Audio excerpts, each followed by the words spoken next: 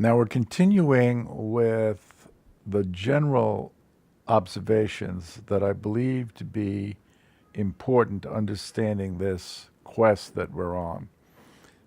What's good therapy? What's effective for me? What helps me to lead my life? Even if not in therapy, if I'm thinking about just the way I want to live, what would be a positive aspect of understanding this process? Now, I think the first point to make about this is that it is a unique and personal process. And that's one of the reasons I'm death on the kind of generalizations that this pseudo-scientific DSM or anything like it wants to make. In other words, what I'm saying is this. Let's assume that there are 5 men in a room, each one of which is doing exactly the same thing as the others. My point about that would be, my first observation would be that each one of them is doing a completely unique and different experience, and that it is fundamental towards being effective towards understanding oneself or being understood in therapy or being understood in relation to another human being to have that individual aspect of what we have learned emphasized. Now that means that it can't be buried. It can't be, once again, not gotten or not seen by a kind of insensitive generalization that lumps me under the group of having, a borderline experience or I'm a passive aggressive or any of these kinds of generalizations.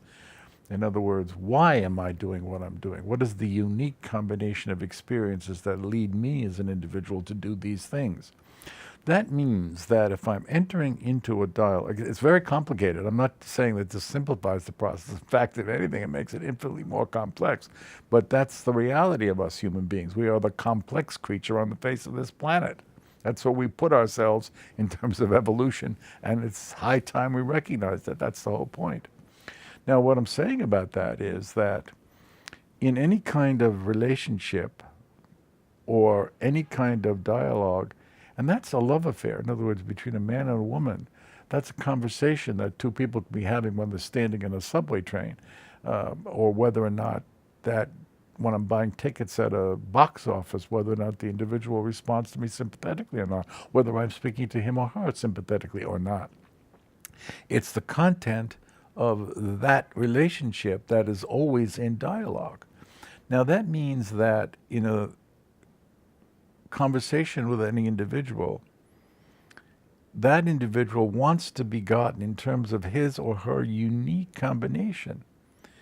And it's recognizing that I think is fundamental. So a good therapist, in my opinion, will have examined himself or herself thoroughly and will constantly be in the process of learning about himself, herself from clients that allow him to see more deeply, you see, into what's going on, and to recognize something equivalent, something similar in the client, in the person with whom he is dialoguing. Now, that's very fundamental to the idea of this thing I'm talking about, feeling gotten. You see, if someone is speaking to you, do you feel that he or she really takes you in, or is there some imposition of his or her own desire on the situation? I mean, that's one of the things that makes good advice so repulsive, why it's so infuriating very often. Oh, you'll feel better. Oh, you'll get over that in a little while.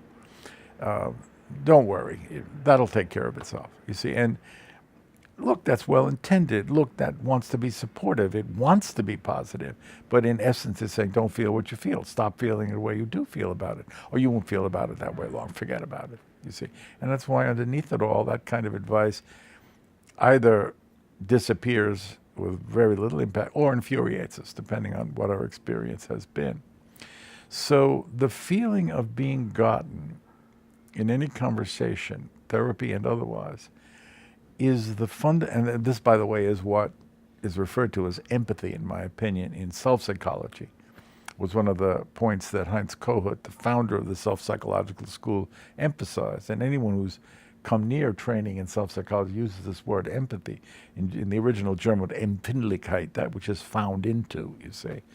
But I don't think it's as profoundly, deeply understood as Kohut originally intended, because to feel that you over there want to feel as though you are being understood for what you actually individually feel.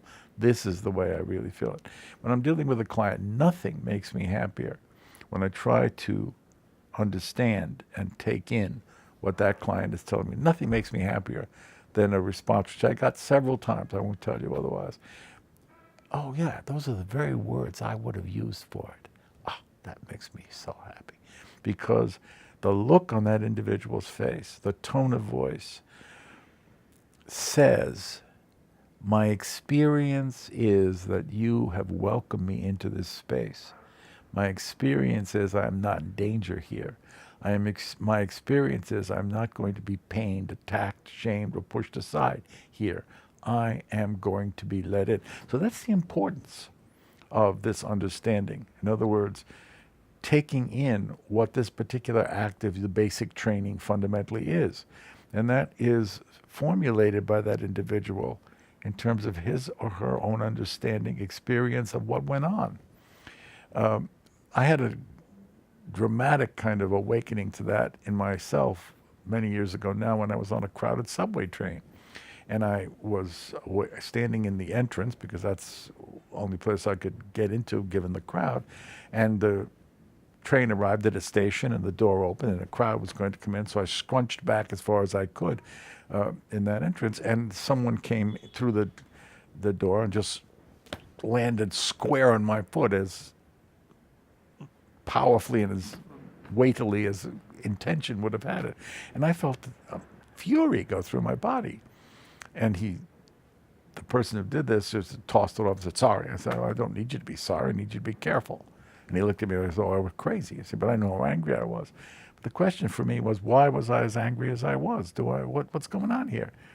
And I realized that, okay, I've got the emotion, I've got the experience of anger, I've got the experience of not being seen, I got the experience of not being taken in. I was ignored, even though I was manfully stepping back and trying to stay out of the way of the incoming crowd.